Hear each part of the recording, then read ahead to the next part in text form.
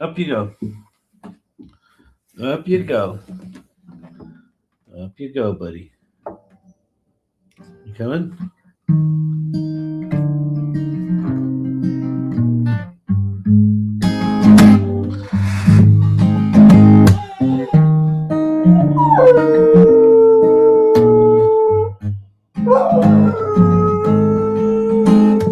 Let us be lovers, we'll marry our fortunes together. I've got some real estate here in my bag, so we bought a pack of cigarettes and Mrs. Wagner's pies, and we've all come to look for America.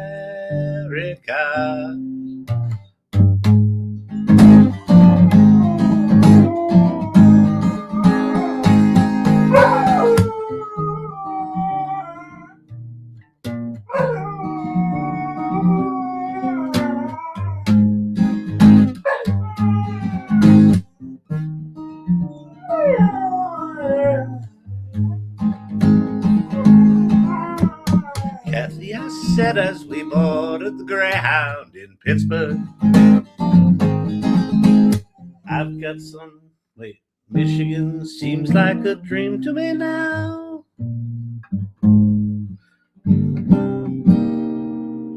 Oh, yeah.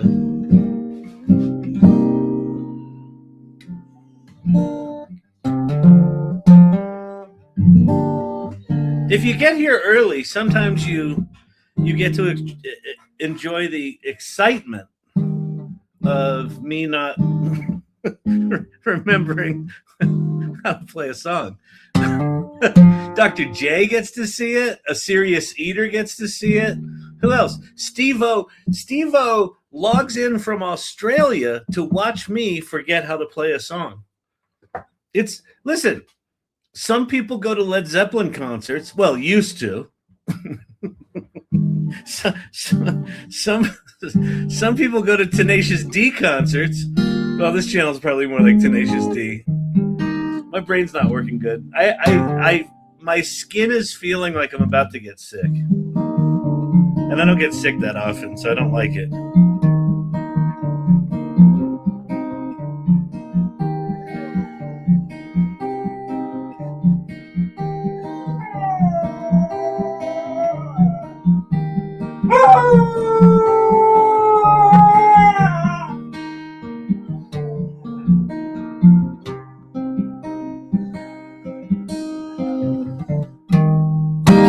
Yo, Source Camp, what's happening? Oh, and I got a haircut, and it's kind of a shitty hipster 20s haircut. So I should really grow a soul patch and like sideburns and just try to be a hipster for a month, but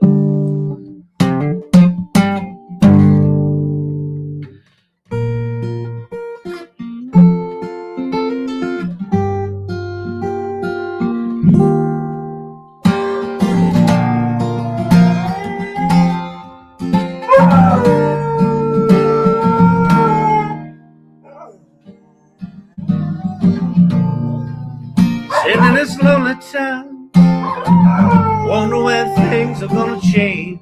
Dream my life away, seems these dreams have turned to a bunch of dust clouds. Get my nerve up, but my past is pulling me down. Wondering how long Black Sheep will stick around.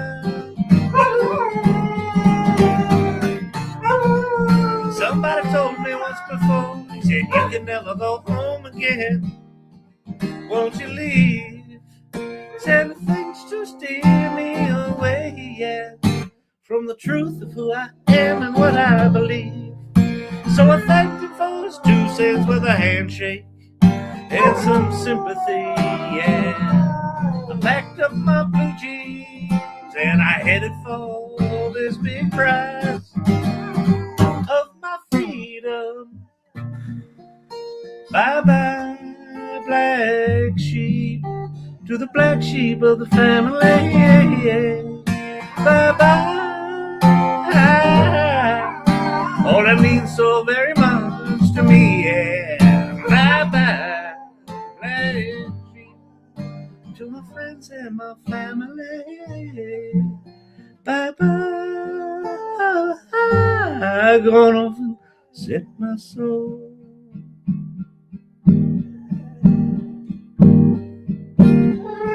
Set it free.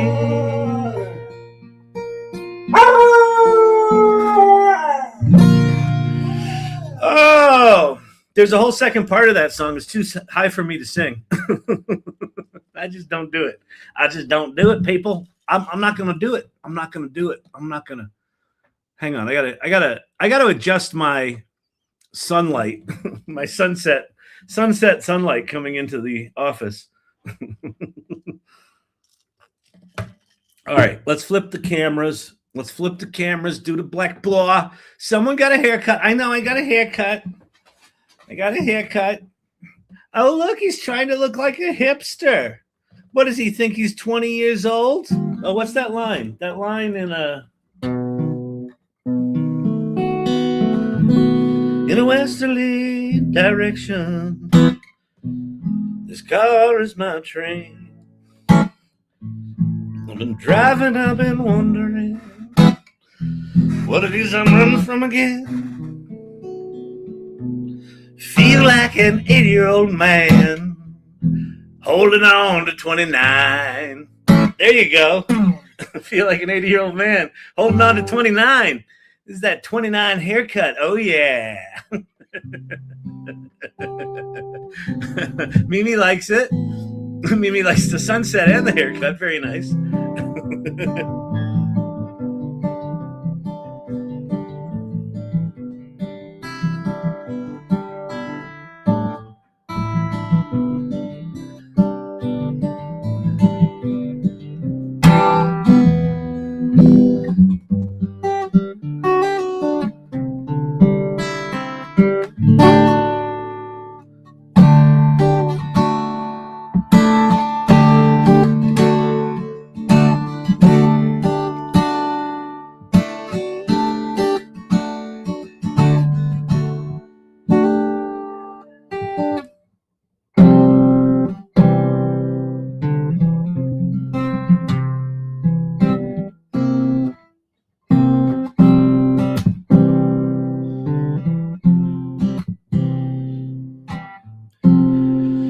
Through blue telescope, looking at the world tonight.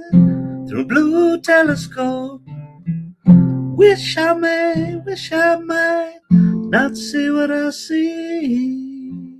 Sheet metal on sheets of ice.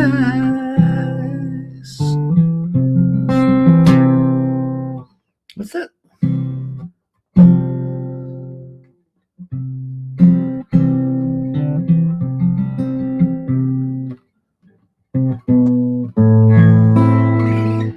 That's a pretty song. Depressing as fuck, but you know, what are you gonna do? Might need to get one. Brings me joy. Oh, the backlight. Wait, hang on. Silver Fox gotta shoot. Silver Fox will be back. We can start this. We're gonna wait.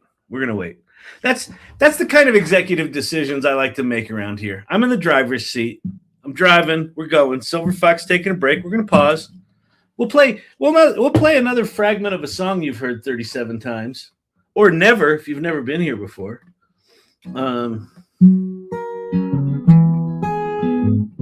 Kyle likes sad songs. I do.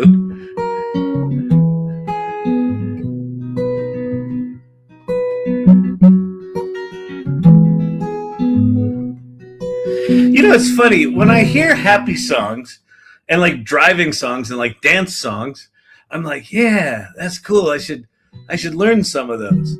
And then I hear sad songs, and I'm like, I have to listen to that every day for the next 3 years, and then I'll learn it on the guitar and sing it for the next decade. Just something about how this whole brain works.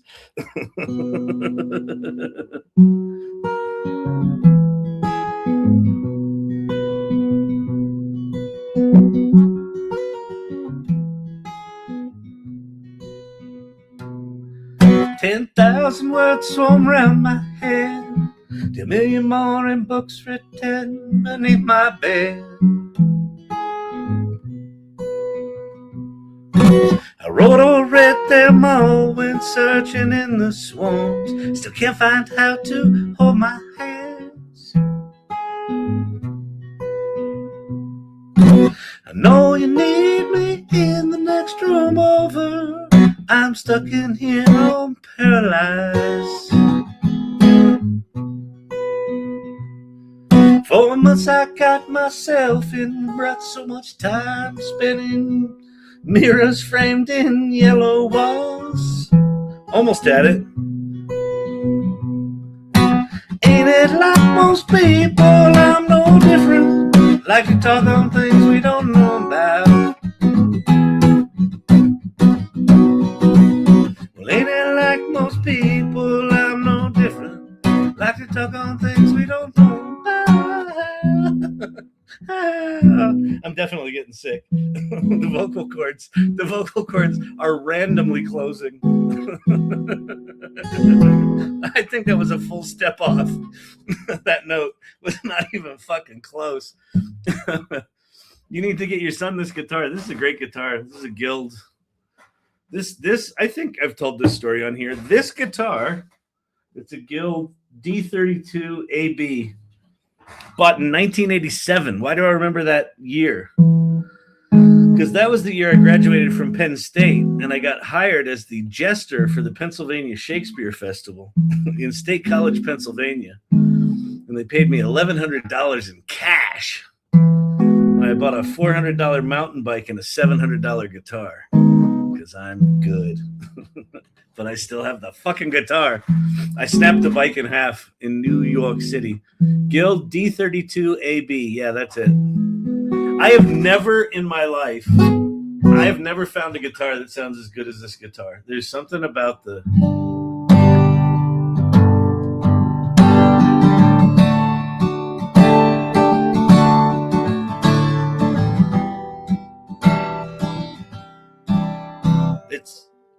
It's got just such beautiful bass, and then the highs are clear, but they're mellow and just really well balanced.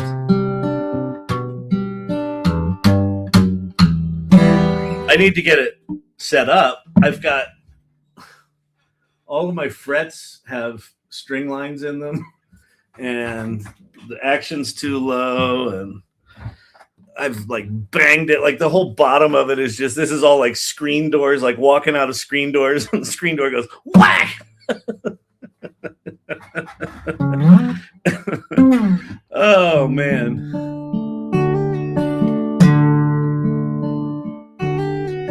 He has a few and they don't come close. Yeah, this really is.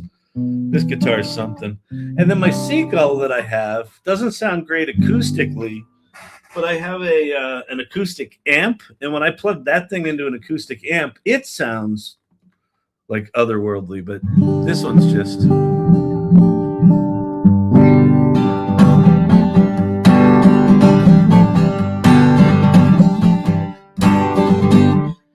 Yeah, these things from the late 80s, there was something about the run of these in the late 80s that they were just really good.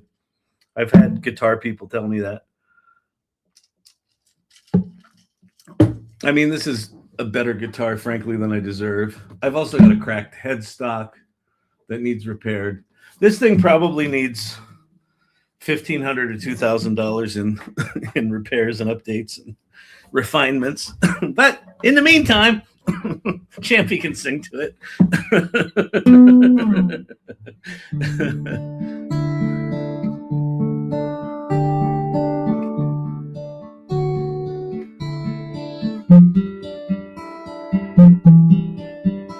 Oh, that's very nice, Mary. You deserve, Kyle. You deserve. Thank you.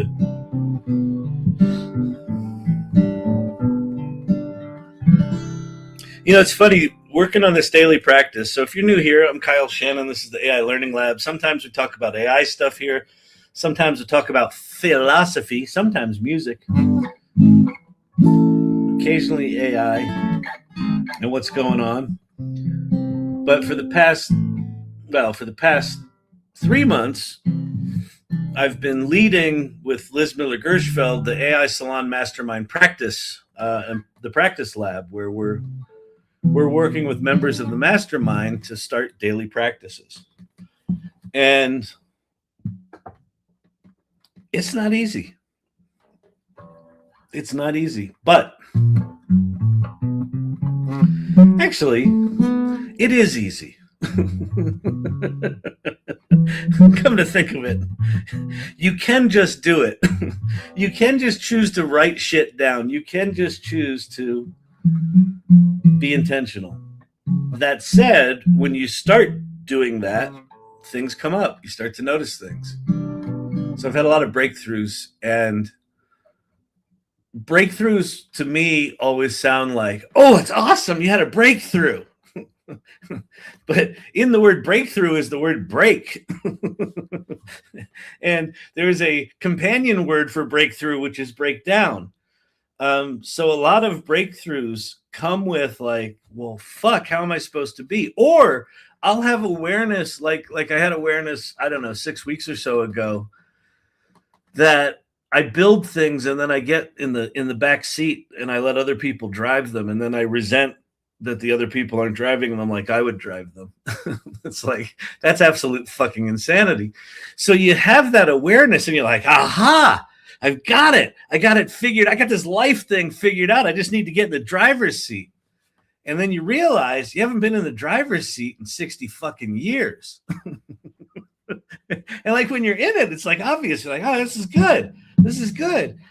but then there's other times you're like, I don't think I want to be up there. So doing the daily practice is weird, but let me see. I'll try to catch you up on my weekend. My Saturday, I did nothing, and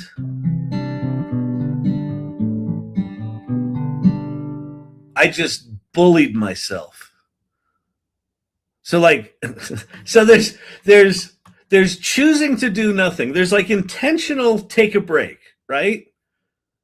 I'm going to declare I'm going to take a break. And then you do that. And then there's not doing something and then having the internal bully going, hey, shouldn't you be doing that thing? Isn't it time to start that thing? It's probably time to start that thing. You're going to start that thing, right? You're going to start that thing. So all day Saturday was myself bullying myself. The mastermind has helped me in ways I didn't even realize I needed. Well, that's the thing I'm finding, Source Camp, is this, it like, one of the things that's happening as a result of the mastermind, one of the things that I'm hearing from mastermind members consistently, and you might have been one of them that said it, in fact, Kelly, is, oh, I'm going to slow down. I'm going to not do as much. It's like, you know, for a community and a channel that was founded on, let's go, go, go, go, go. Let's be the first ones. Hit the beach running. Let's go. We're coming to this moment of like, yeah, those tools are incredible. And there's this other thing, and we got to bring those two together. So that was my Saturday. My Sunday, I watched a couple of the playoff games. They were really good football games, but I don't really give two shits about football. I mean, I like it. And the Broncos are playing the Bills. My sales guy for Storyvine, he's in Buffalo. So Buffalo's coming out here to Denver to play a little playoff football next weekend. So we'll have some shit talking fun. So I did that on Sunday. I did a little bit of work on Sunday, but I was more present. I was more present and thinking about things. And so I went to bed last night, and I woke up this morning, and I don't know if this is familiar to anyone.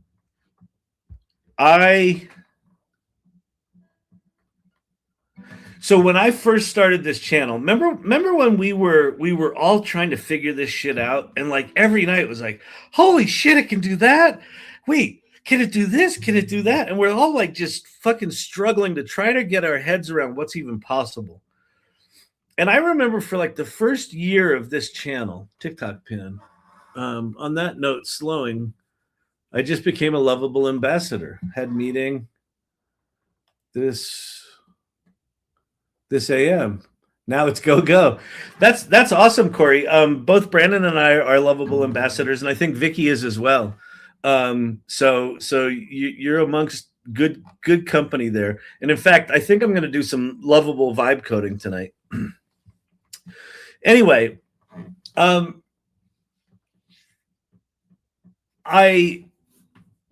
woke up this morning.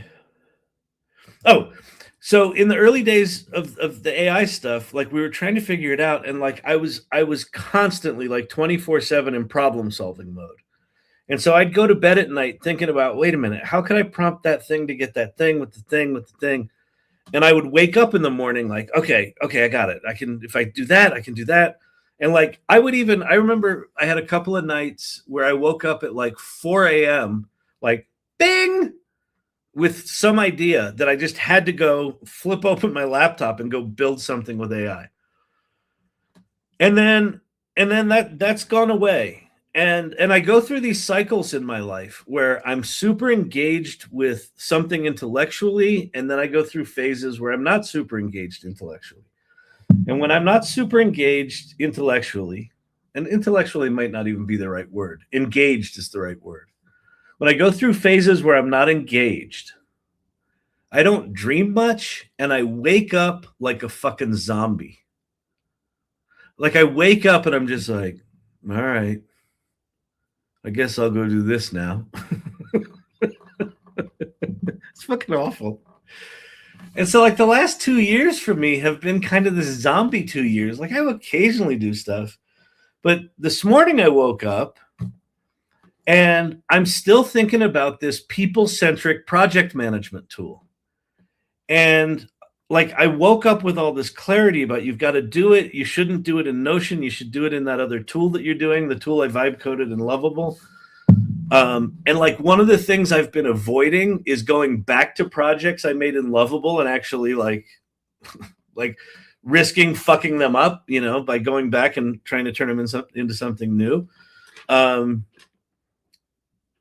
then when I started thinking about all of the people that I needed to be in this tool that I haven't built yet, there was just this whole crazy straw of like, well, you just need to go do that. You just need to go reach out to them and connect with them and do this and do that. And it just turned into this whole thing. But anyway, I woke up engaged, and that was like cool. And then we have a nice yard here, so I don't have to walk Champy. Champy, I can just let him out, right? And so when I'm in this zombie state, I just don't deal with him all that much, right? And let the family do it or whatever, just let him out in the yard. And this morning I woke up and I thought, I'm going to get up and I'm going to walk Champy. I had like 20 minutes before I had a call. And so I walked the dog. And it wasn't like walking the dog when I was doing the AI walk and talks for TikTok. I would sometimes walk Champy doing that, but that wasn't a walk to walk Champy. That was a walk to make a TikTok, right? And so it was this fragmented thing. So this morning was the first time I really just walked the dog in the morning in a while. So, and then it was cool because he was super curious and super sniffy. And then Gabby said he was really happy all day because he like got to act like a dog this morning, go sniff shit and smell other dogs. I get it, intention. Yeah. Yeah, I mean, Corey, you're going through this too. You were mentioning this, you know, the other day that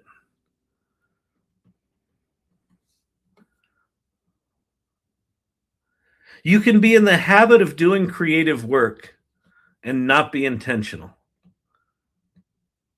And that's a weird thing. If you're a creator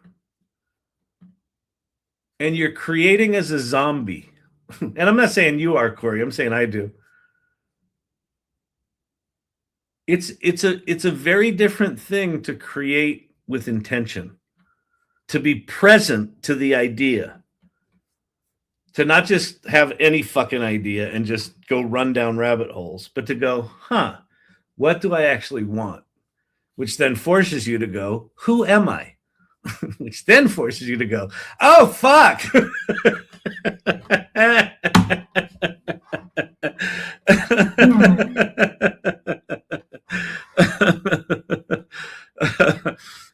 You can say me. I will tell you an honest moment. Okay, yeah, tell me an honest moment, Corey. You did. You told me you were sharing with your partner and kind of, realized how you weren't there. I haven't been in the pottery studio this year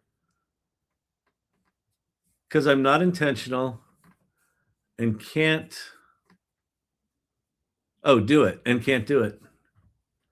Yeah. And I don't think that's a bad thing.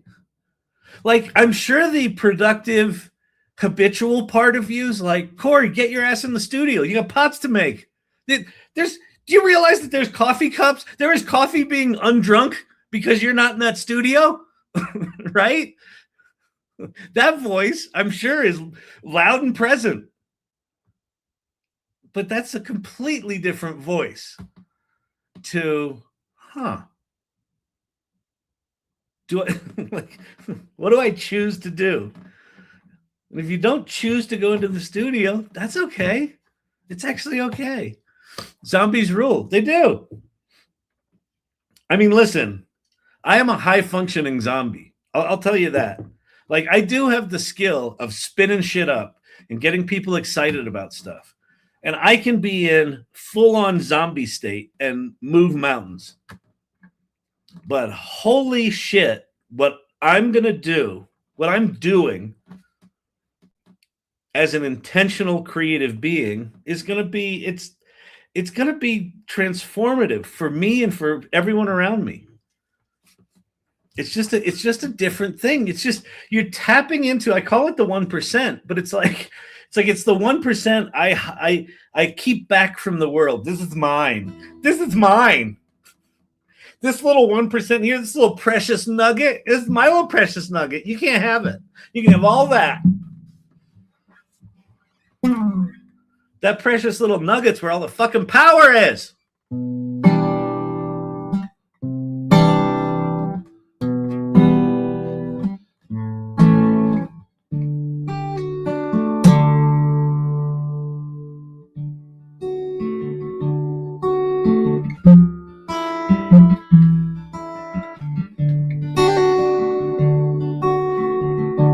Standing between you and a hard place is insane. Standing too near you and a fire makes it clear. Your trouble to me, real trouble, can't you see? That song, I wrote that at a songwriting workshop, like a 5-day songwriting workshop. And that song, I just wrote on a break. It was like a half-hour break. And then later in the day, we were supposed to play songs we'd written in the past day or two. And I played that song, and there were 2 instructors in our group, in our circle. And I finished it, and there was like silence. And then the instructors were like, did you write that today? And I was like, yeah, I wrote it in the last break. And they were like, oh, that was good. And then I've gotten similar feedback from you guys that song is a song that really speaks to you. But that was a song I wrote with really clear intention.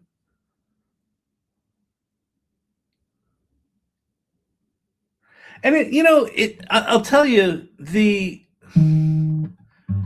intentionality thing, I listened to Michael Jordan talking about being in the zone.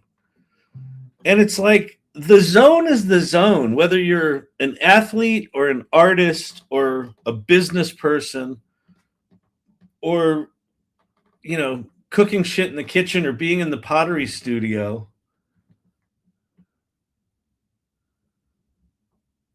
If you can take a moment to be present and then start your craft. It's funny. There's two mindless states that now that I'm thinking about it, there's kind of these two mindless states. One is this habitual mindless state, which is this zombie-like repetitive, I'm going to do what worked before and expect different results kind of creativity. And then there's this other kind of mindless state, which is the zone, which is where you start with intentionality and you're like, okay, I have an idea. And I'm going to bring that idea to life. And I'm going to do it in this kind of way or that kind of way. And you kind of leap into a project or an idea. And if you do it right, you go into a very different kind of mindlessness. It's a mindlessness that was initiated out of intention. And so there's a clear idea behind it. And that's where the fucking brilliance happens. I think that's why, Corey, something's striking me right now, and really for everyone. I have that song saved and listened to it a lot. Oh, that's very sweet, Silver Fox. I think these two kinds of mindless creation are why it's so fucking creative why it's so fucking confusing to be a creative sometimes. Because when you go into zombie mindlessness, it looks and feels and functions almost identically to when you started it with intention. Like the mindless part where you're just creating is identical, but it's the impetus for it that's different. And so I think it's why a lot of people create a lot of work and they're just like, I'm not connected to it. It's not, and the work's just not good. And it's because in some ways it's just derivative work of shit you've done before. The intentional stuff, that's the fucking beaming down from the heavens, sucking in the energy of the universe and amplifying it through your skills, right? And your taste and your... Anyway, so... Want to join a daily practice? You should join the AI Salon Mastermind. In fact, throw the URL up there on screen if you would, Brandon.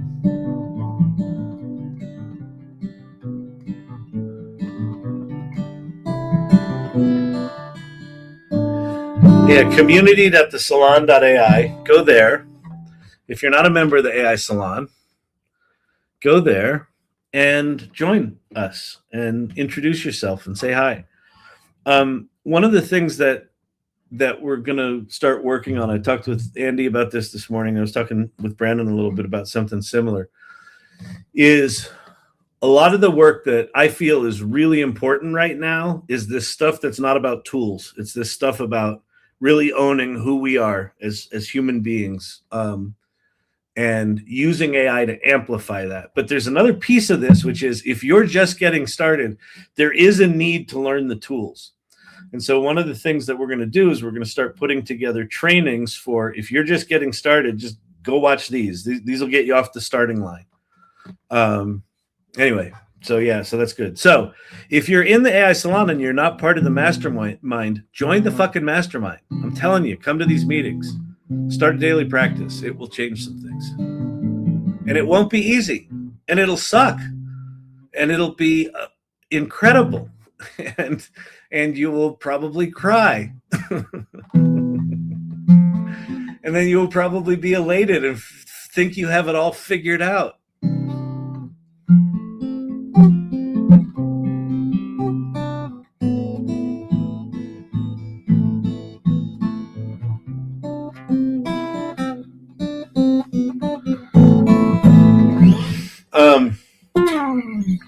I think walking the dog this morning was a big deal because it came out of an intentional seed, Anyway, so my intention for tonight.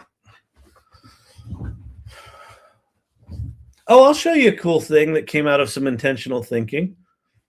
I'll show you a cool thing. Let me share my screen right now.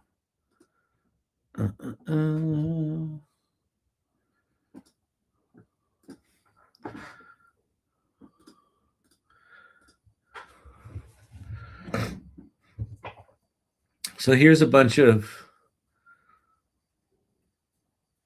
images and animations I made for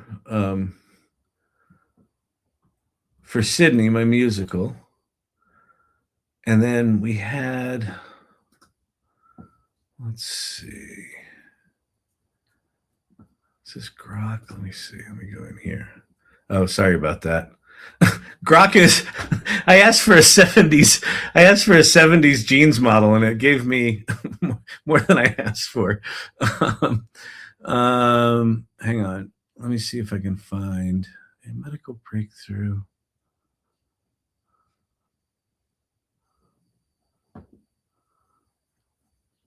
Where's Imagine?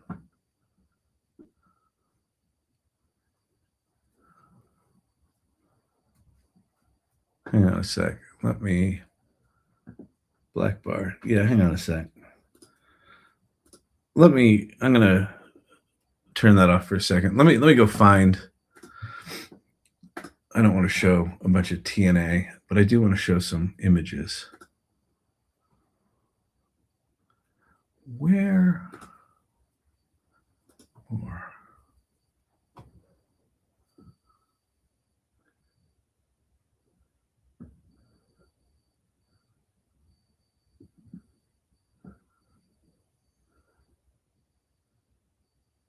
oh, this is good. Okay. So let me show you this. Ocean, YouTube question. Ocean. Hi, Kyle. Your belief that AI and GPT is brilliant. However, how soon will society be able to support and apply it? Also, what's the change AI, what change will AI do that will change us? That we will look back and wish these days come back, something that society will lose, something we will gain. Those are great questions. Here, let me share my screen so I got this thing up so I remember what I'm talking about, but then I'll answer your questions. And black bar. So these are just a bunch of designs for like a proscenium stage for Sydney, for like the corporate headquarters of Microtech. Like this is what the stage might look like, you know, before, you know, with people acting on it. And so anyway, so I'm putting together this podcast, and I'll tell you a cool idea I came up with today that came out of intentional thinking, because Andrew and I have both been stuck on how realistic do we want to get, how much of the set do we need to design, how much of the casting and characters do we need to design. We've been kind of tied up in knots about like how far we want to take the production value of this. So anyway, I'll come back to that. So for you, Ocean, the first question, you believe that AI is brilliant. However, how soon will society be able to support and apply it? I assume what you're talking about when you say support it is that how soon will it be that AI will support us, I guess is what you're saying. And how soon will it be good enough that it can just do the work? And I think those are two very different questions. I don't think we're that close, but with the current technology, I would say across the board, whether it's movie technology, image generation technology, music, ChatGPT, coding, like Claude Opus 4.5 is probably the closest thing we have to a level of technology that can just do the work. So there's a fair amount of researchers from Anthropic. In fact, Anthropic just dropped a new kind of model that there's Claude Code, and now they've taken Claude Code and they've added like, do other shit for me. I forget what it's called. It just launched today, and it's only out for Max users, so I don't have access to it yet. But it's basically, it's like Claude Code, but for doing other shit on your computer, like go organize my files or go, I don't know, find people in my Gmail and turn it into a sales strategy. I don't know. It just stuff other than coding. That entire new product was written 100% apparently with Claude Opus 4.5, probably with Claude Code, right? So they wrote an entire new product without a human writing a line of code. So I think we're just scraping the surface of these tools being good enough to even have the conversation. I think 2026, the dam is going to break, that one of the model companies, or, you know, one of the Chinese companies, one of the American companies, someone is going to release a model, or they're going to release a new algorithm that does something in a fundamentally different way, or they just brute force their way into it, that it's a model of a different level. I don't know if you follow mathematics. As a guy with an acting degree, I'm big into mathematics. I know nothing about mathematics, but I do know there's this guy named Weirdos. Is it Weirdos? Weirdos? Whatever. There was some mathematician dude that basically collected unsolvable math problems. 3 of them have been solved in the past 3 or 4 days. 3 of them, and have been accepted by this guy Tao or Dow that's running it now. He's the one that validates these theorems. 3 of them have been solved with AI in the past 3 days, 4 days. So I think 2026 is going to be the year where, as humans, it will be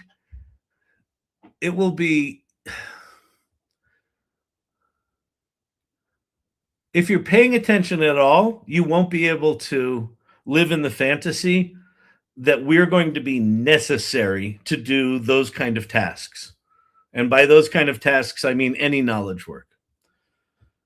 Won't be necessary. We may choose to do it. People may choose to work with other people, but it won't be necessary.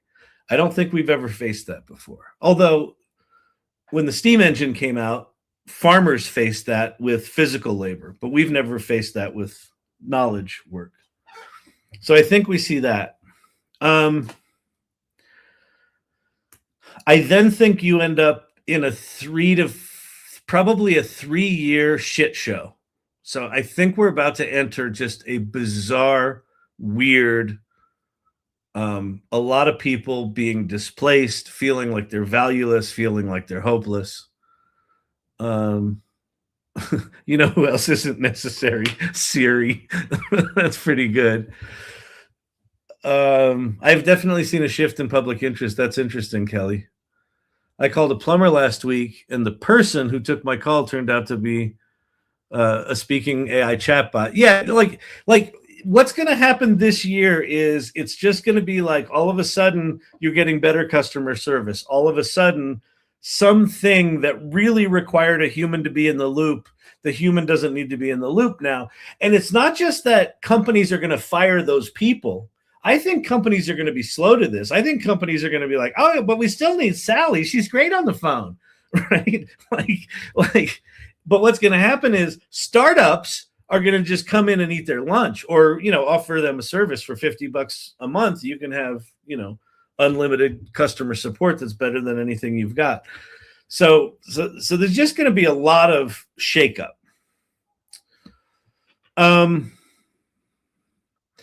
I think that in those 3 years of chaos, those of us that are aware of what's happening and are curious enough to sit on a channel like this and just have these conversations, I don't think you all probably realize how far you are ahead. If you're here listening to me with this bad haircut,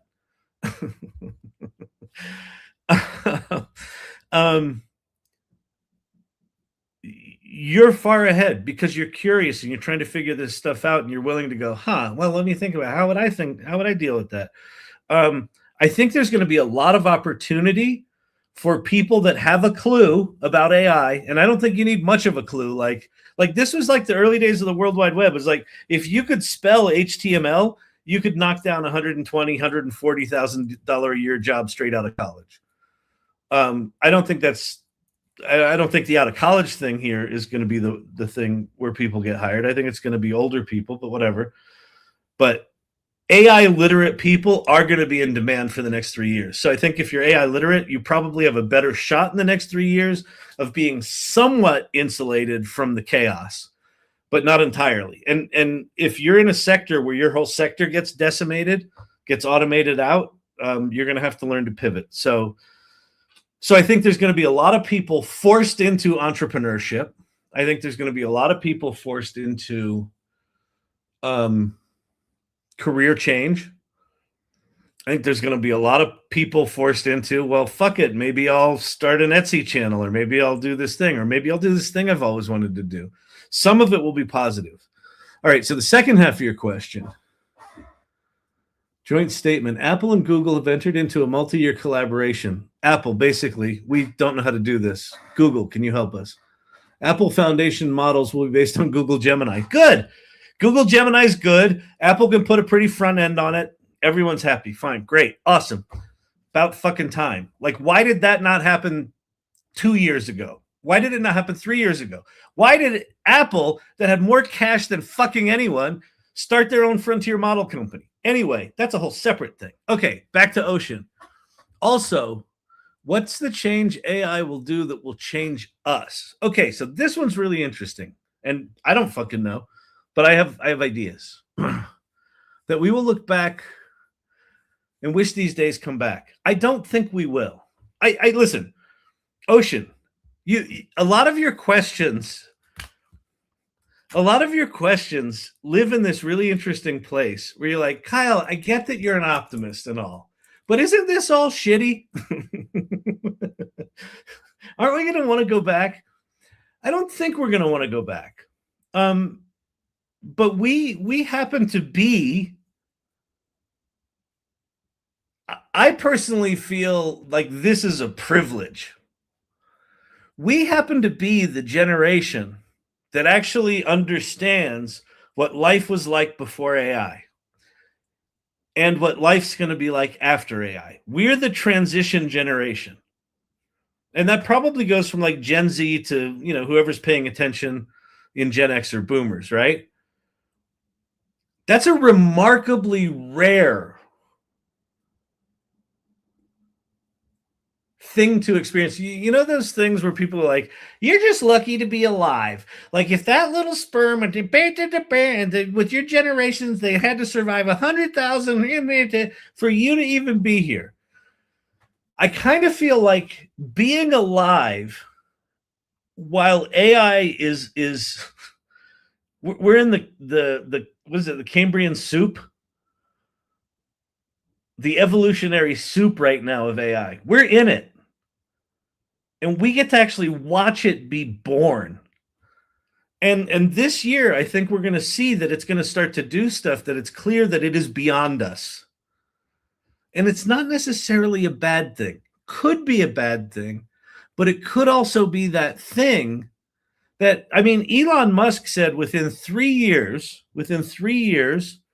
Optimus robots will be doing surgery at scale better than any human surgeon anywhere in the world, at scale. So whatever the capex is for an Optimus Prime robot, and for a surgery one, maybe they train them more, so maybe they're $100,000 instead of $20,000 for the consumer version. They're going to be doing them at scale. He says that's within 3 years. Within 3 years, all surgery will be world-class anywhere in the world. Now, Elon Musk is notoriously over-optimistic, so let's triple that. Let's say it's 10 years. But in 10 years, all surgery will be world-class surgery no matter where you are in the world. And it'll be like that for all work.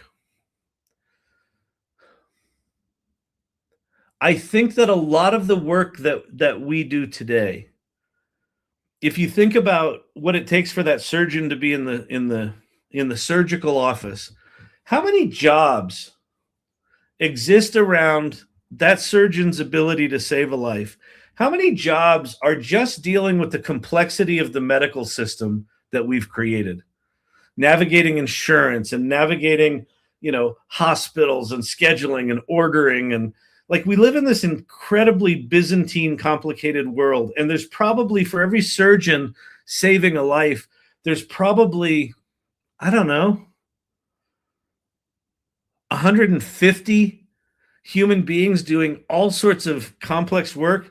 Some of it is rewarding, like some of the nursing things is rewarding, but some of it's literally just dealing with the complexity of the shitty fucking insurance industry we've let be created.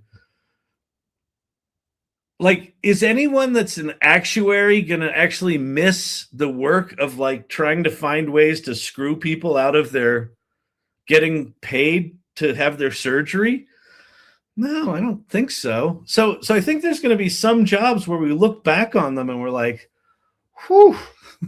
Like, if you look back at farming and you're like, all fields had to be, plowed and tilled by horse and man, and now they don't. I mean, we could go back to that, but like the thought of that, if you look at one of the big tractors going, is like, hey, I'll just go with the big tractor. I think it's kind of be like that. I think our generation will be the only one that looks back at that stuff with nostalgia. But I think a lot of the work in the world right now is soul-crushing, repetitive work that people won't miss.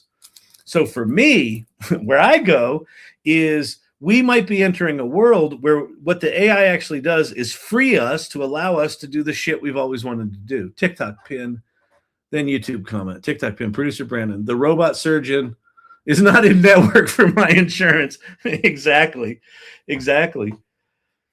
But, fuck if I know. I mean, there's the recent, I think it was Peter Diamandis that interviewed Elon Musk. And Elon Musk was saying, like, he thinks that one of the frivolous things right now is saving for retirement. He's like, you're going to have enough. You might have more than enough. He talked in that interview about not universal basic income, but universal high income. Now he's a tech bro and, he's pushing an agenda and there's all sorts of shit you can say about him, but the man clearly has a vision and he's not the only one working on this. If you look at the progress that Grok image generation and video generation has made in the past 3 months, and Grok is going to be the first company to bring online a gigawatt compute station or like supercomputer. YouTube, Steve-O.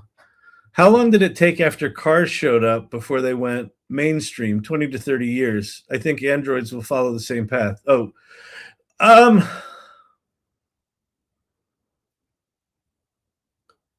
thanks, because I've been having serious FOMO lately. I think the FOMO stuff, Kelly, that's just going to be natural. I think it's going to ebb and it's going to flow. You think you have your shit together, and then you'll realize, oh shit, I wasn't down that rabbit hole. That rabbit hole's looking really cool now, and you run over to that one for a while. I think that's just how it's going to be. Like, we're curious, creative people in this community, and so I think the occasional excursion, down the rabbit hole is actually necessary and exciting and fun. But I think doing it 24/7 is not sustainable. That's the thing, right? I don't think it's sustainable.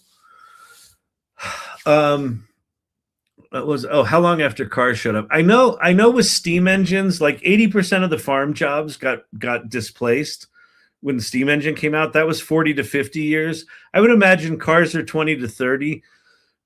My gut, Steve-O, is that AI is going to be 5 to 10, not 20 to 30. But business is notoriously slower than, AI optimists think it is. But we'll see. Like if the one thing that we've never experienced before, like none of us in history have never experienced before, is living on an exponential technology advancement curve. Right? Everything has been linear for all of our lives and for all of human history. It's always been linear. It's like we learn how to do this. We burned down the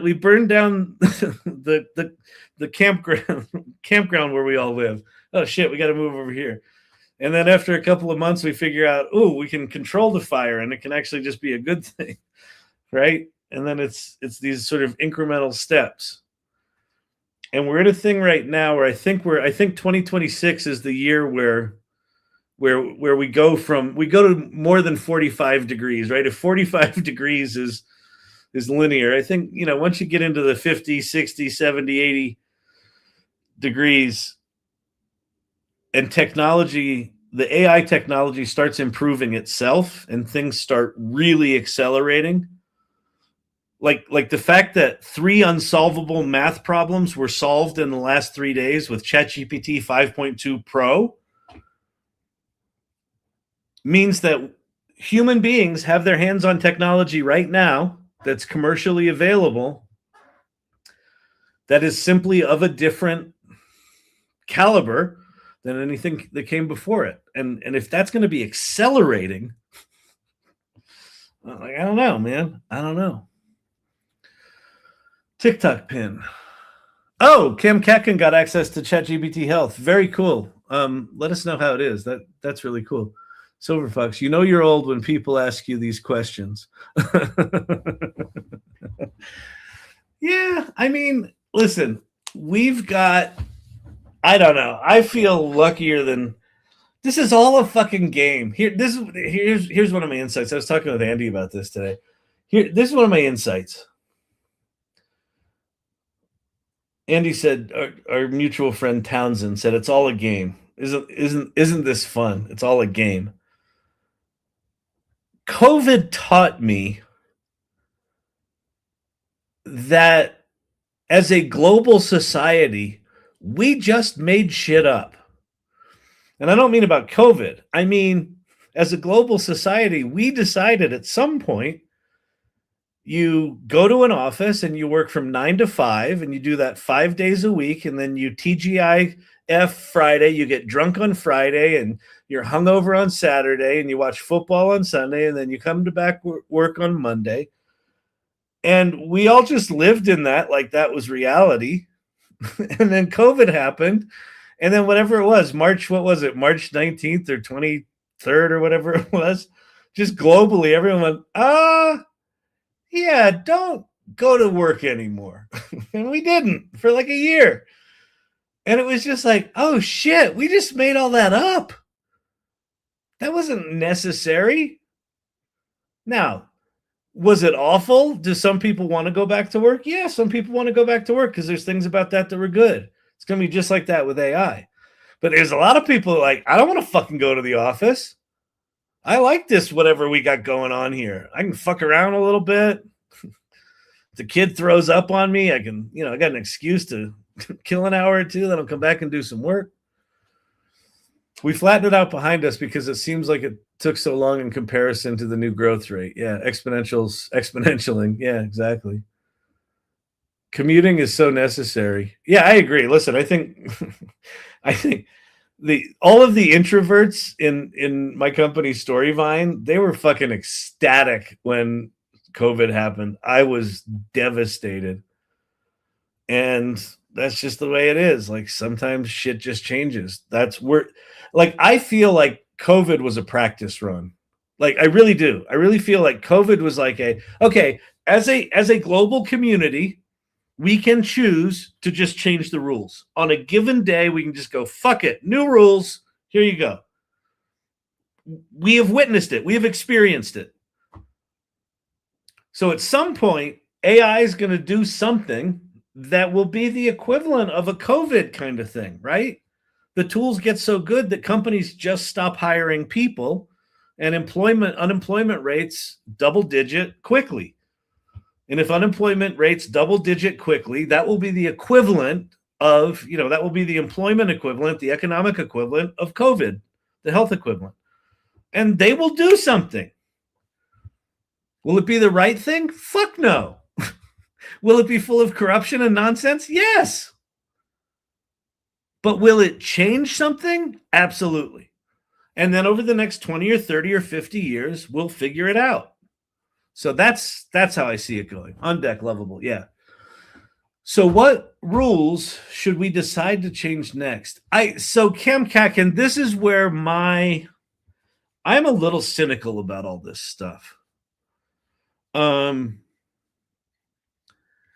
don't think that in a capitalist society, any of the centers of power will voluntarily give it up. I just don't.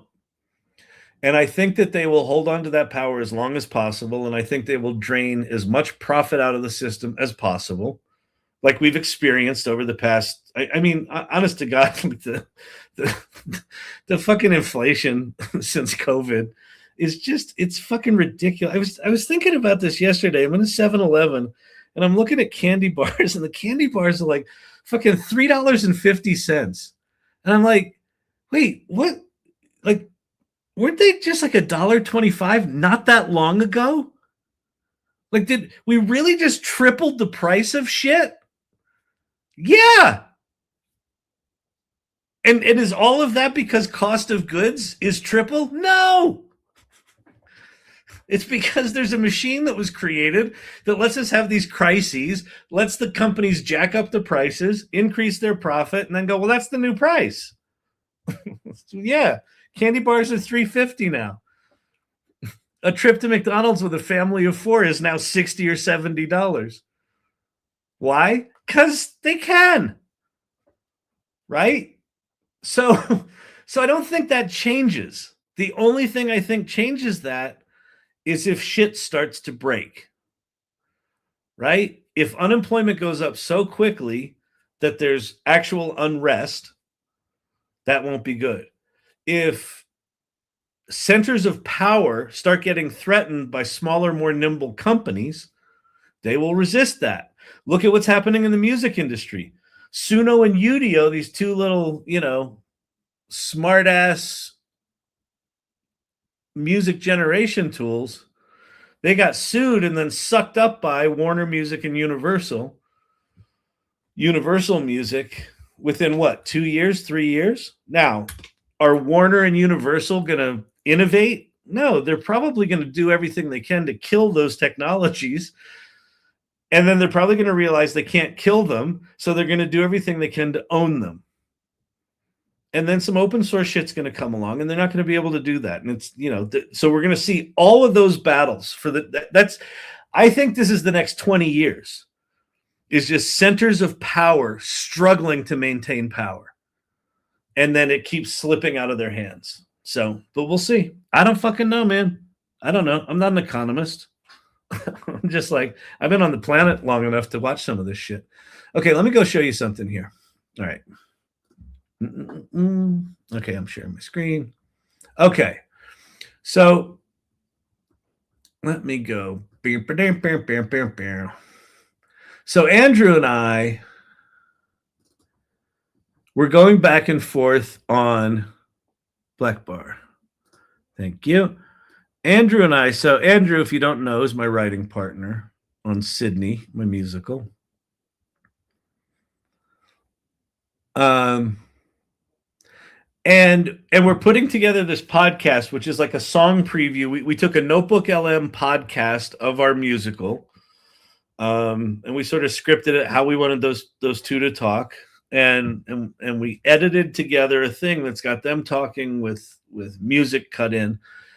And we're thinking about, do we want to use, I think a new music model will pop up again and again to drain the money out of the labels trying to buy what's already a solved problem. Yeah, I agree with that. I think it's going to be comical watching big old companies try to keep their business models the way they used to be. But there's going to be a lot of lawsuits. There's going to be a lot of, devastation along the way. Anyway, so there's one of the images we came up with, which is pretty cool. Here's another one. This was a video from Grok, actually.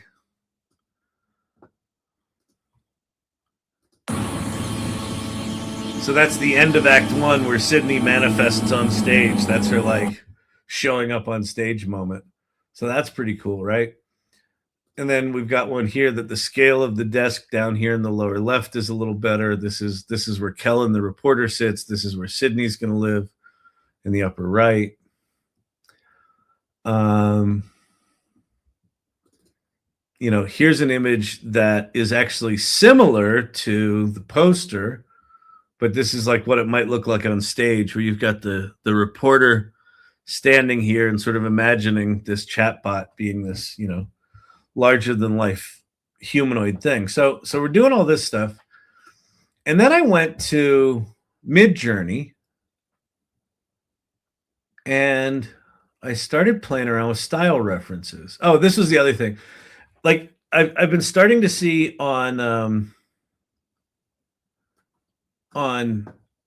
X, because the Grok model's getting better and better.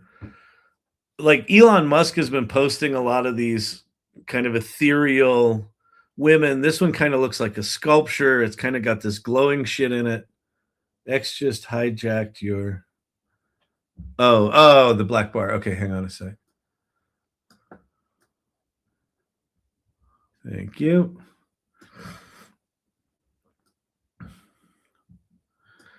But this is kind of a cool style. So like we're starting to run down these rabbit holes of like actual production design of a musical that is not even funded yet. Like it's very much cart before the horse, but at the same time, we have these technologies, right? And so what hit me was, well, wait a minute. What if rather than making things photorealistic, what if we took Midjourney's ability or any of these tools' ability to do something as a sketch? I want to see Sydney with the NIN's lights and the Sky LED screen technology. Yeah, you and me both. I want to see that fucker lit up. I really do want, you know, like imagine being in a theater where, you know, the human compared to the AI scale is just fucking insane, right? And he's interacting with that thing. So then I said to Andrew, I said, well, can I just scroll through these? Yeah, I can. I said, why don't I just send you a bunch of different... So I had ChatGPT write some prompts based on the script. TikTok pin. I don't see it. Oh yeah, I already got it. And then let's just find a style that we like. And so these are just a handful of them. There's the step right up number, this sort of crazy chaotic clown number. Right. And this is not exactly what the stage would look like, but that's the whole point, is if we go with drawings rather than photorealistic things, we don't need to maintain consistency. If the photorealistic stuff isn't perfect, people are going to go, oh, well, so you're going to have shitty graphics? No, we're not going to have shitty graphics. But there's shitty graphics right now because we don't have a full production team behind it, right? We don't have Disney Imagineers designing all this shit, which we may if we do this right, right? And so by doing this as drawings, like they can just have the emotional tone of the scenes. And so this is what we started on. So then Andrew, like here's some of the things Andrew's done. So like there's where Sydney shows up on stage. Do you have scenes from Sydney's perspective looking toward the screen? Yeah, we'll have that. I mean, I could see this at some point being a movie. So you'll have people singing and then you'll have her basically looking, especially like her song To See the World, or where she's talking about all the destruction she's going to cause. I could see that absolutely being, we're seeing POV through her eyes about what she's going to do. So yeah. And that's the whole idea. Like, I want the audience to be like mesmerized and in love with her. And then when shit hits the fan, like, holy shit, what have we gotten ourselves into? Like, I want this to be a visceral, emotional experience. Because if you play with AI, if you get what it makes possible, it does have this weird emotional component to it, where you're like, man, it's taking my ideas and amplifying them. It's this great thing. And then you're like, but is it a great thing? And like, there's this constant tug and pull back and forth. So like, there's a version of Step Right Up that's now in sketch form, right? So there's this is it's the little things. Here, you want to experience this a little? How can I do this? Oh, I know how. Let's see.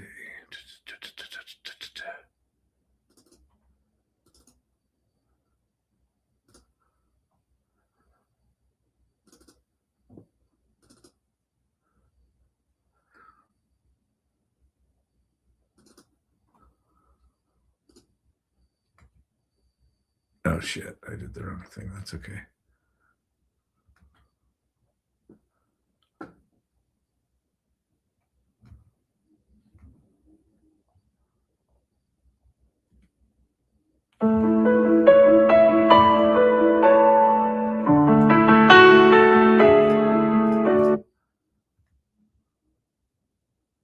Oh, I can't have two of those live at the same time? Oh, I can't.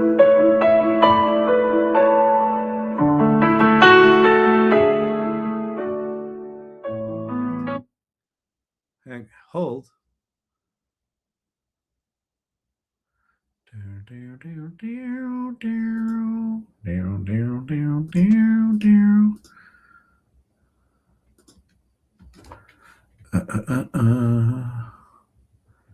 Where'd that go?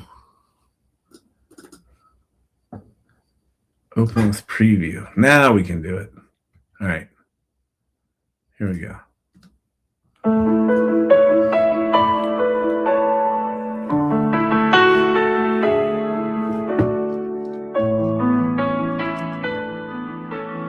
It looks like an Ohhhmmmmmmm music video. Nice. I'll take it. In a room filled with light and shadow, you're lost in a world so vast, so hollow. You keep chasing your dream just to give us more. But do you even know what you're looking for?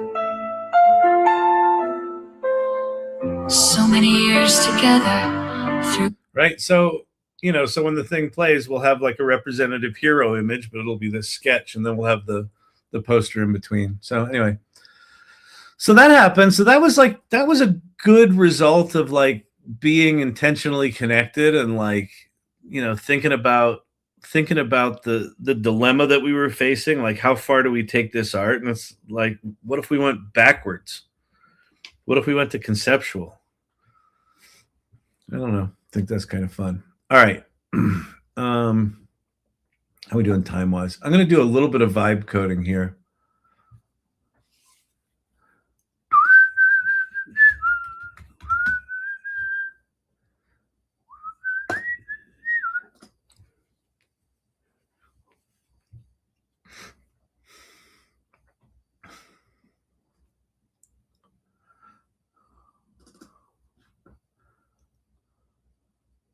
You can all see my screen, right? Yeah. All right. Beautiful, beautiful, beautiful, beautiful, beautiful. Okay, so this is Project Cardboard. So this is an ADD-friendly project tracker that I created. I wonder if did it fix the thing that I had a problem with? No, it didn't. Oh, that's fucked up. All right, well, whatever. So what the way this worked is you can create a new project, and then you can create tasks within it, and you can create subtasks within it. It tracks how long you've had the tasks, and I've got it so that it dynamically reorders things based on the number of open tasks that you have. And what I've been struggling with in the past month or so is that I've realized that my relationship with my projects was with the project as if it was a thing. Like Sydney is this script that if we meet the right people and raise the right money, we can turn that script into a show. But what struck me is that I've been interacting with that project like it's a thing, and that these tasks are tasks related to that thing. And what actually a project is you've put some idea into the world, and there's other people who've said, I think that's a good idea. I'll join the AI salon. I'll help you come find a way to get Sydney produced. And a project is actually a collection of people who've agreed that the thing you've put in the world is worth them spending their time on. And that if you're the creator of the project, your real only job, this is my epiphany in the past month. My real only job is to make sure that the people of my projects have what they need. And what they need might just be attention. What they need might be for me to explain to them how to go sell this thing. What they need might be a contractual agreement. And how I used to think was create a contract for, this person in this project. No, the reason we're creating that contract is because that person wants to make sure that if they're going to put their time in, that it's clear what our agreement is. They want some peace of mind. And it's like, that's revelatory for me. So I spent, I don't know, not that much time, maybe 20 hours, maybe 30 hours trying to build up Notion and get Notion to do this. And this morning I woke up and I thought, you've already got a thing that kind of thinks like you think. You've already built it. And it's a little janky. It's a little not perfect.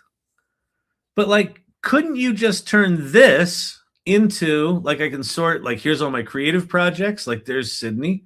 I can go into manual sort mode and I can move that to the top. Right? Source camp, date of first publication. For what? Hey, Pate Motter. Oh, Project Cardboard? I don't know. It was like 6 months ago, something like that.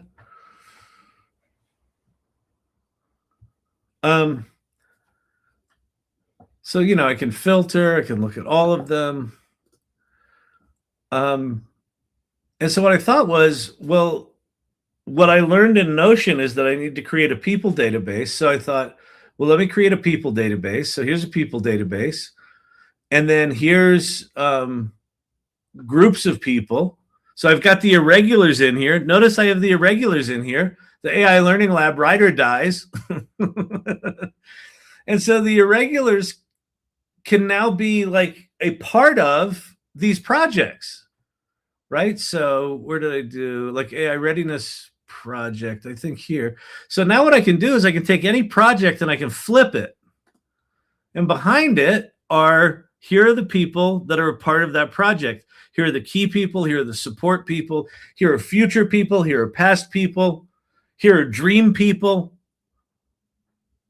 Right? And so this thing now becomes a way for me to manage, to have an active reminder that projects are not tasks. Projects are not entities.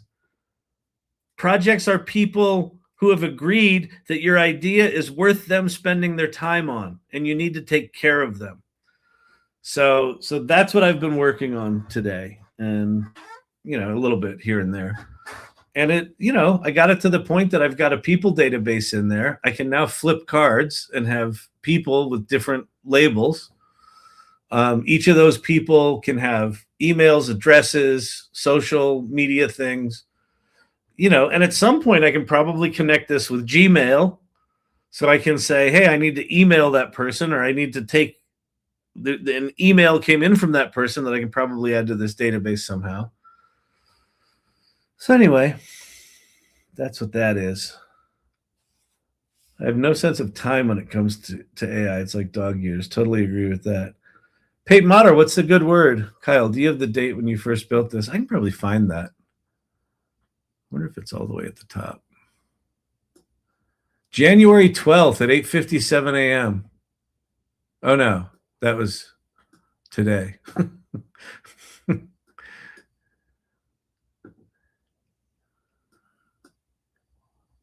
Looks like May 27th.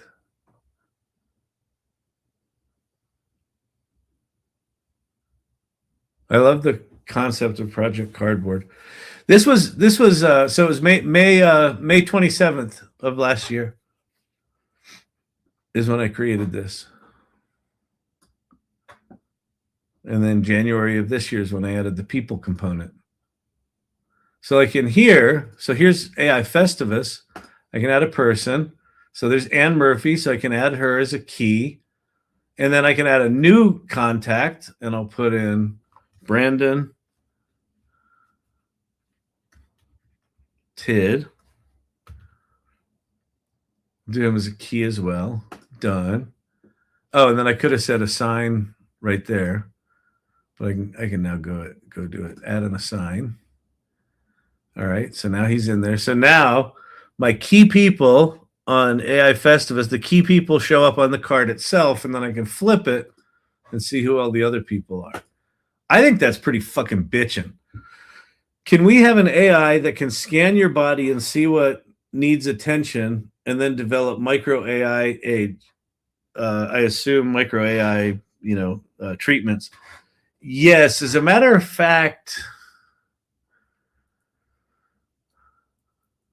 I think that someone was talking about that in the past week or two that I heard about doing full MRI scans, taking all of that data, throwing it into AI, and then into gene databases and AI databases, and basically just figuring out not only the shit that's wrong with you, but the shit that's about to be wrong with you because of your genetics. So I think 2026 is going to be the year where we start seeing stuff like, I don't know, 2 weeks ago, it looks like, I think it was in England, they've got some sort of prevention for blood-based cancers like leukemia, like a generalized anti-blood cancer thing. 3 days ago, 3 major math problems, unsolvable math problems, were proven using AI, using ChatGPT 3.5 or 5.2 Pro. Yeah, I think we're just going to start to see dominoes fall in 2026, and some of them are going to be remarkable and good, and some of them are going to be scary and upsetting, and some of them are going to cost jobs. And then, this has long been my philosophy, and it'll continue to be my philosophy, but I don't think it's going to necessarily be popular. Is that AI is not going away. So even if you get fucked up and you get laid off because of AI, like truly because of AI, not just because of corporate greed where they're just using AI as an excuse, there's a lot of that going on right now. I think 2026, we're actually going to start to see, more tangible, holy shit, that was AI.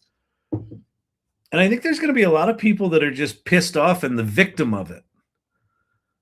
But what everyone in this channel knows is that as scary as it is and as crazy as it is, it's a lot less scary when you're actually fucking using it. We have access to it too, right? There's people in this channel that I would put up against anyone in the world for how to use AI for their particular thing they do. Right?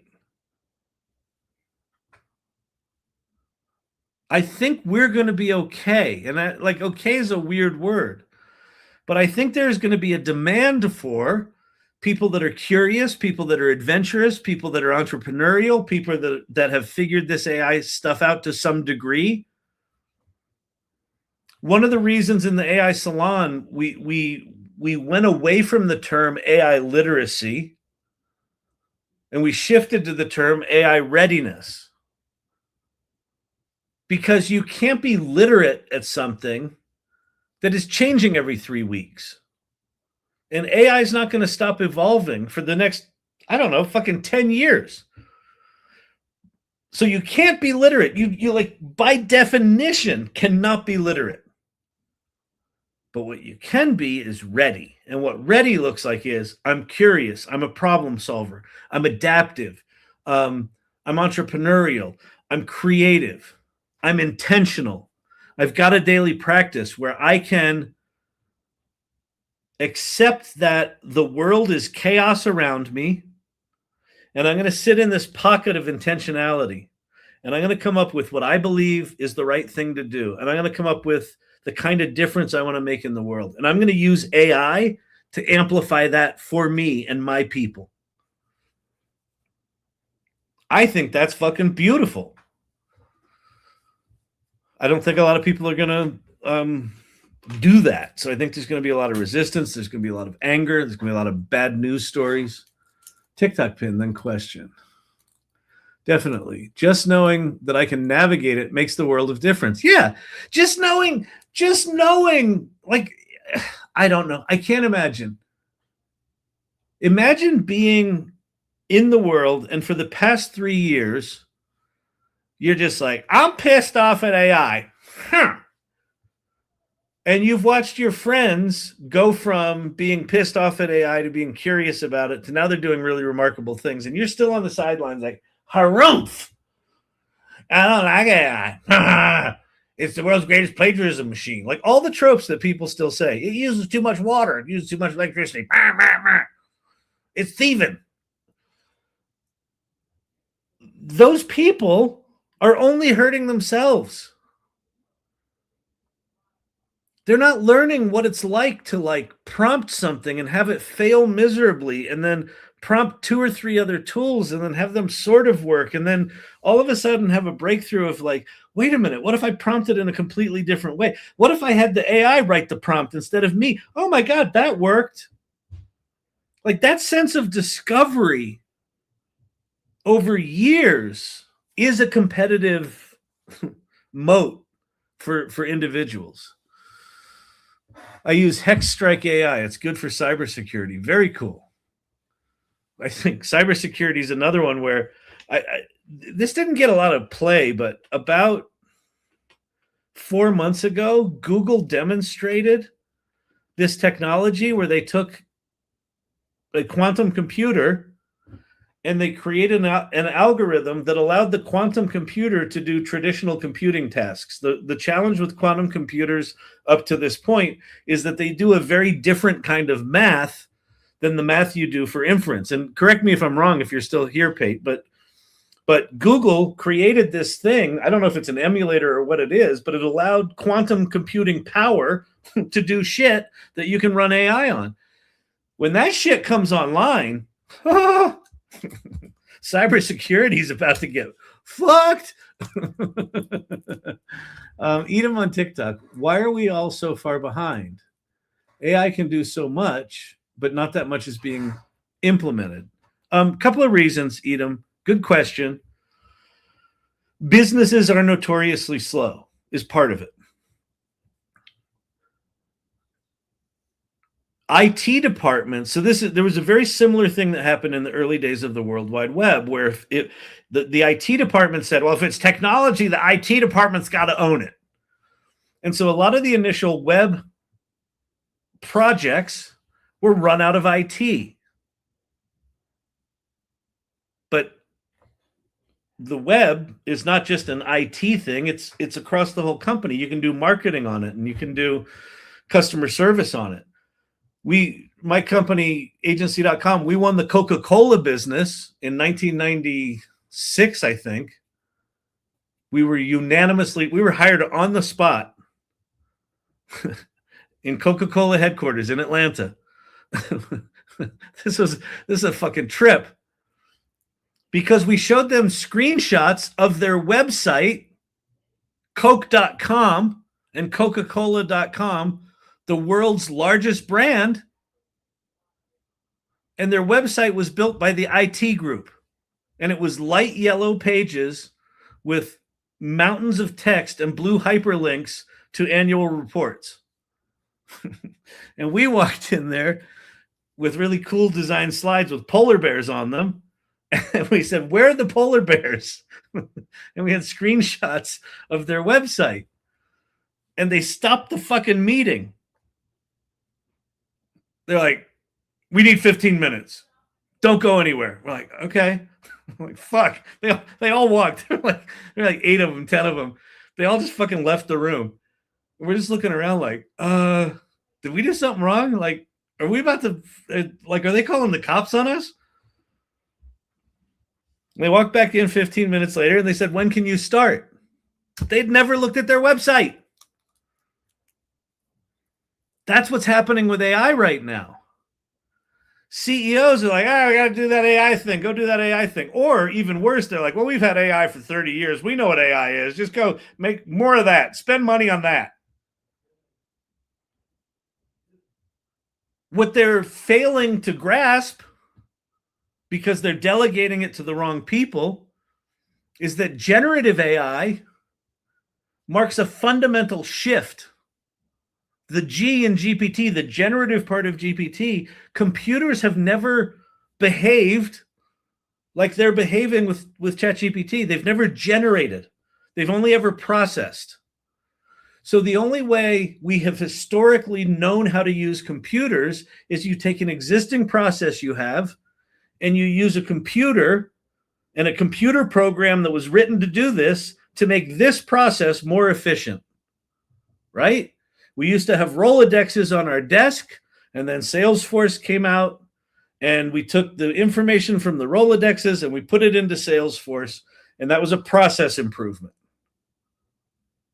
It didn't fundamentally change that we needed to have access to someone's name and number. It was just a more efficient way of doing it. So what a lot of companies are doing right now is they're handing the AI projects to the wrong teams, and then they're just assuming that what AI is for is to make what you currently do more efficient. Well, if you've been on this channel, what you recognize is that AI doesn't just make what you currently do more efficient. It allows you to do entirely new things. Like entirely new things that you didn't even know were possible for you to do. And that can happen within a business too, but it can't happen within a business if they're not trying to do that. So I think this is just a maturity thing. Everyone's talking about AI's overhyped and we're so far along. We've barely started. Like, we have no idea what AI actually is. So I think a lot of companies are kind of structurally in this place of, we probably got some time. Yeah, we probably got some time. We're good. Well, in 5 years, we'll get the task force together. You know? Honest question. Where do you see AI in 3 years from now, including AI robots? I think within 3 years, AI robots are going to be, I think they're going to solve the hand problem. So it looks like the mobility problem, if you've seen the recent robots dancing and jumping and rolling and flying and all the shit they're doing, they've got the mobility problem down. And the latest Boston Dynamics robot that's got 360 degree, all of its joints are 360 degrees. So it can be, facing here and then literally just pivot its head and its arms just go that way. And now they're functioning exactly as they would if they were in the front, which is a mind trip. If you're thinking about how a human would do it, they would have to turn around. This robot literally just puts its arms back there and now they're that good. It seems like the big limiting factor right now is hands. So very sensitive. Think like, a microsurgeon or threading a needle or, very, very delicate things. Elon Musk says it's his hardest engineering problem he's ever faced, and they're very close to it. And Dan Murray from the Rocky Mountain AI Interest Group just went to CES, and he said the number of companies in China just doing hands is staggering. He said there were dozens of them just doing hands. So I think that in 2026, we will likely see production versions of these bots that can just literally be put into probably manufacturing first, but also probably things like cleaning hospitals and, cleaning industrial facilities and mowing lawns and things like that. I think we'll probably see that start in 2026, and within 3 years, I think they're going to be there. And I think for large language models and all of that stuff, again, I think 3 years, we have no concept of what it means to be on an exponential improvement trajectory. And I think we're just getting to the vertical part. Like, I still think we're kind of in this quasi-linear thing, but I think it's about to shoot off the charts. And so I think that what happens this year is the one big thing missing from AI, from where I'm sitting, the one huge thing that's missing is world models, right? Now, we've got artifacts, we've got video models right now that seem to understand physics pretty fucking well. And if you look at when Midjourney released their video model, they released a post with it that basically said, we didn't start Midjourney as an image company. We started it as a 3D, as a world model company. And basically, we've made progress in, on all of these things. And they basically said, you need to start with images, then you need to go to movies, then you need to go to 3D environments, and then you need to go to truly interactive, world models. And they said, we're not at a place where we can release the new shit, but we're going to release it in increments. So the next thing was video. And if you look at the way that Midjourney turns images into video, it's got an uncanny understanding of it's bizarre, of like the artistic intent of the image. Like if it's a 3D image, it'll make it 3D and it'll have depth. And if it's like 2D artwork, it'll create planes. Like it just seems to have this uncanny understanding of the structure that's being communicated in a still image. So I think 2026 we start to see world models, and then I think in 27 those world models start to get smart. You start to put all of the intelligence of ChatGPT inside an environment you can enter, and by 2028, I think the robots can all do everything. I think all of these AI models can all do everything, and I think we're trying to figure out what the fuck is our role. Save your voice. Yeah, I know.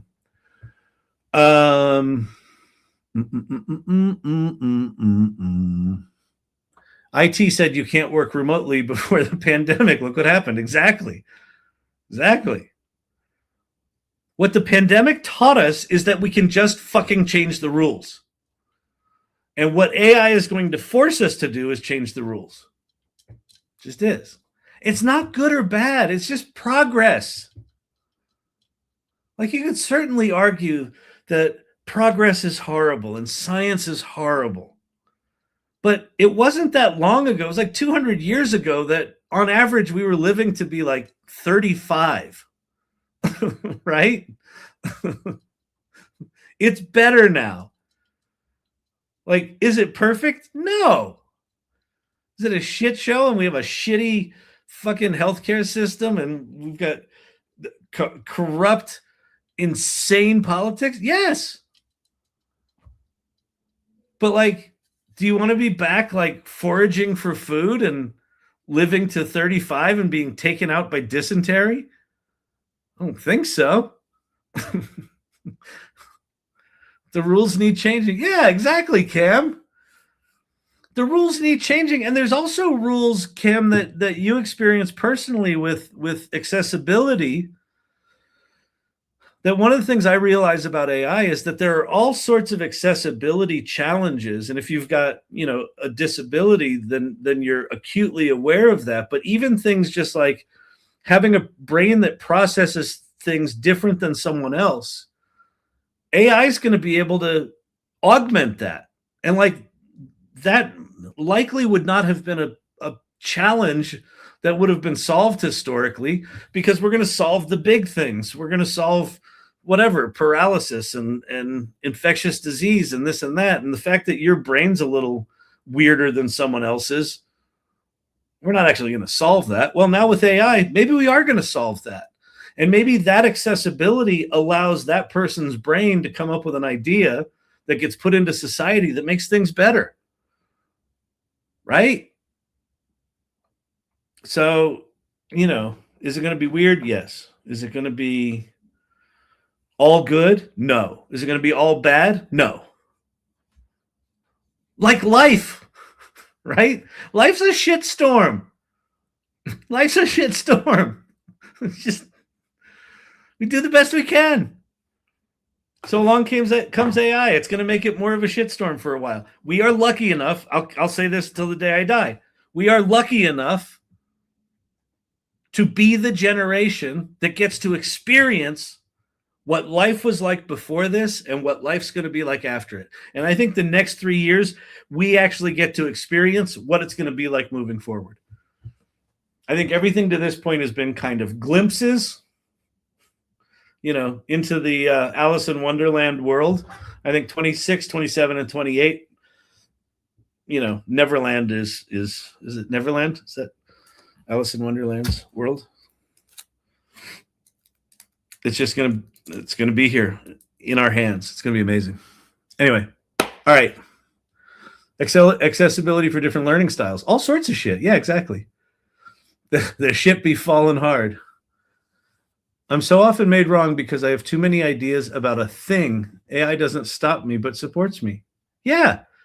Yeah, Corey, you're one of those weirdos that you're like, hey, I know what I could do. I think I might design tents.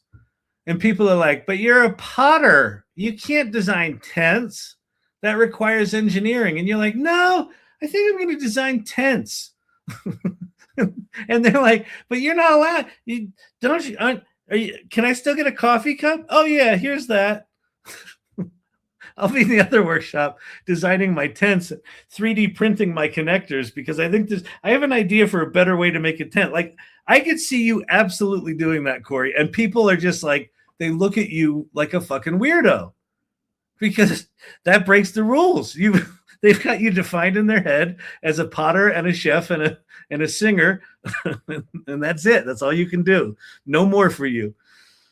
Exactly. Then the tent is going to look like a banana and it floats. Exactly. And then they'll see it after it's done and they're like, well, I thought she was weird, but that's kind of, hey, Corey, can I get one of them tents? And then you'll move on to the next thing. And they're like, what do you mean you're curing a rare disease? Oh, yeah, I just figured after the tent thing, I figured I could cure I could cure lupus. So I'm going to go do that now. You can't do that.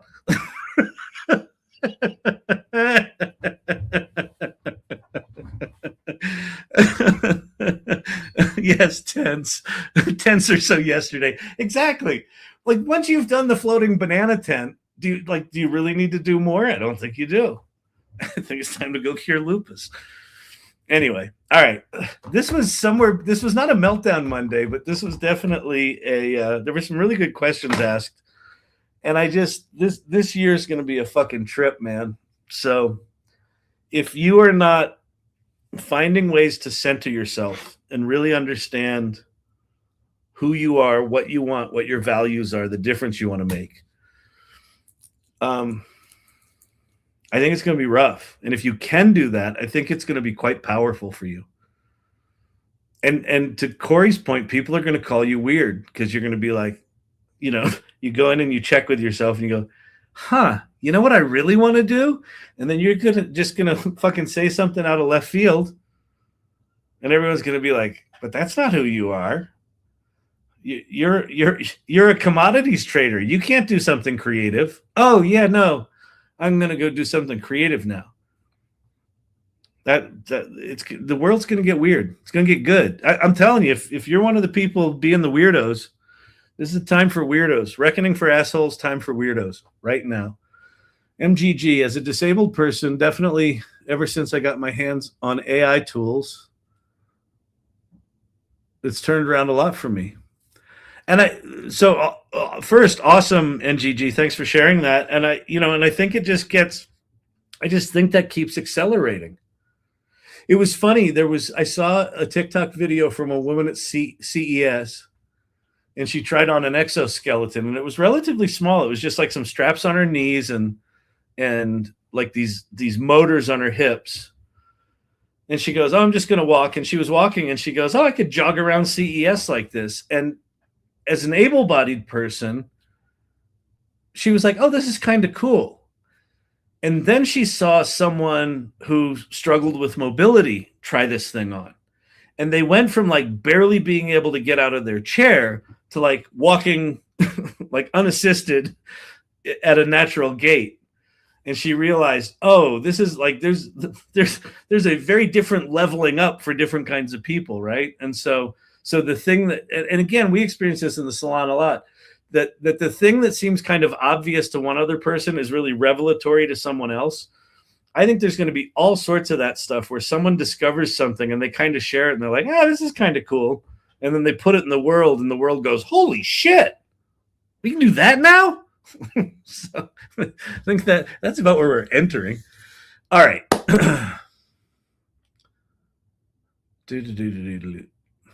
Autoimmune diseases and curing. Yeah, like let's get that show on the road.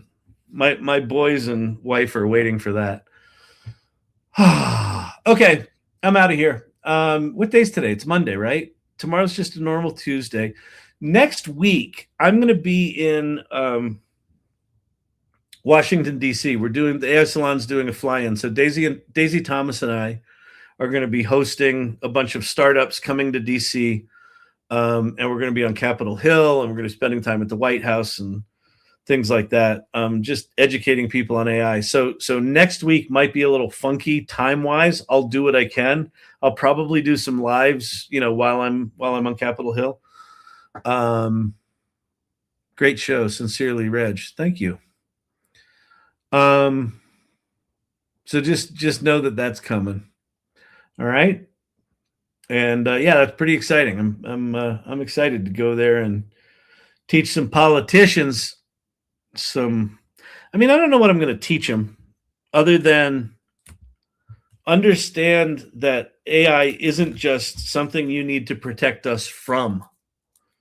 It's something you need to protect our access to, because this is a thing that's going to allow us all to have agency.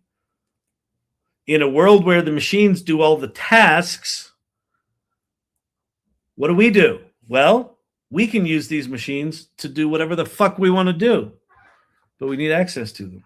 So anyway, all right, everybody. Thank you for hanging out, and I will see you tomorrow.